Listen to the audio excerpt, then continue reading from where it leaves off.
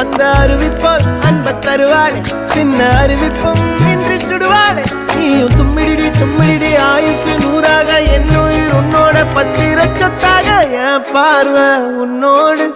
உன் பொம்மை கண்ணோடு பேசாமல் விண்ணோடு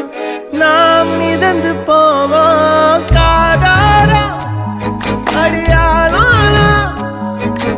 நான் தாங்க மாறோடு